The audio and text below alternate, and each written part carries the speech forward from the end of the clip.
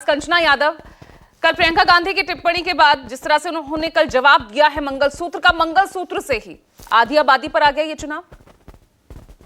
पूजा जी, आम पब्लिक के मन में, आम जनता के मन में इस समय जो चल रहा है उसको मैं एक शेर शायरी के माध्यम से बताना चाहूंगी कि बिखर जाएंगे हम क्या जब यह तमाशा खत्म होगा, मेरी माबूद आखिर कब तमाशा खत्म होगा। ये भारतीय जनता पार्टी वाले, ये देश के प्रधानमंत्री माँ का जो तमाशा लगाकर बैठे हैं, माँ से मछली, मुर्गा, मटन, मुगल, अब तो वो मंगलसूत्र पर आ गए हैं जिसकी कीमत, जिसकी अहमियत वो नहीं समझते। ये व्यक्तिगत नहीं लिया जाए, क्योंकि वो जब अगर देश की आधी आबादी जो महिलाएं हैं उसके मंगलसूत्र पर जो एक पवित्र चीज होता है उस पर टिप्पणी वो करते हैं, तो हमें नहीं लगता कि अगर उन पर सवाल किया जाए तो वो व्यक्तिगत होगा।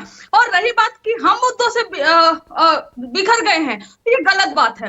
हम आज भी, तेजस्वी जी हो चाहे विपक्ष के अन्य नेता हो, वो अपने रैलियों में यही बात कर रहे हैं कि महंगाई, बेरोजगारी, गरीबी और जो किसानों की हाल है जो इन्होंने बदहाल कर दिया है, और मणिपुर में जो रैलियों में बात तो वोट बैंक की ही होती है ना कंचना जी, तभी तेजस्वी यादव पूर्णिया में जाकर कह देते हैं कि भाई अगर आप इंडिया को वोट नहीं दे रहे तो इसका मतलब है आप एनडीए को वोट दे रहे हैं। तो ये भी तो बयान हम देख रहे हैं ना। नहीं पूजा जी, ये वोट बैंक की राजनीति हो रही है।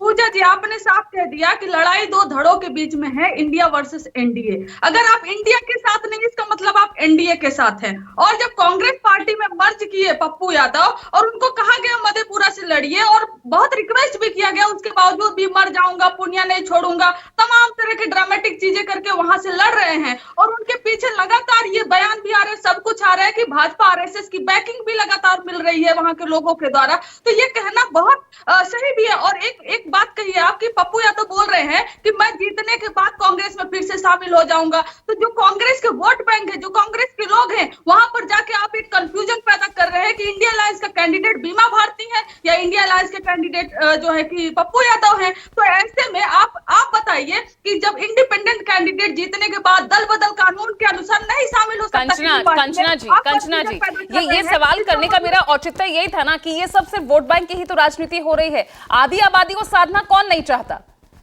और अपने वोट बैंक को साधने के लिए आप अपने विरोध के लिए भी, अपने जो विरोधी हैं उनके लिए भी आप वोट की अपील कर देते हैं, प्रत्यक्ष नहीं तो अप्रत्यक्ष रूप से ही।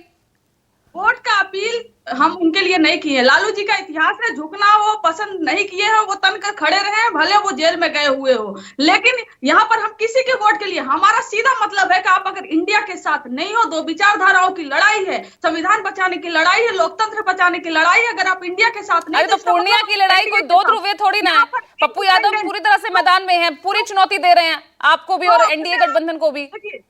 उनका अधिकार है, वो इंडिपेंडेंट लड़े, उनका अधिकार है। लेकिन अगर वो जाकर पब्लिक में कहते हैं कि मैं इंडिया का कैंडिडेट हूं और कांग्रेस का मुझे समर्थन है, तो ये बात भी पब्लिक को क्लैरिफाई करने की जरूरत है, पब्लिक को बताने की जरूरत है कि इंडिया की कैंडिडेट बीमा भारती है। अगर आप इनको नहीं वोट कर रहे हो, इनके अलावा जिसको भी आप वोट कर रहे हो, मतलब आप एनडीए को वोट कर रहे हो। और यही पूरे सेंटेंस का मतलब था। वही मैं कह रही हूँ, अप्रत्यक्ष रूप से आपने कह दिया ना जनता को कि भाई इंडिया नहीं तो एनडीए, लेकिन पप्पू यादव नहीं।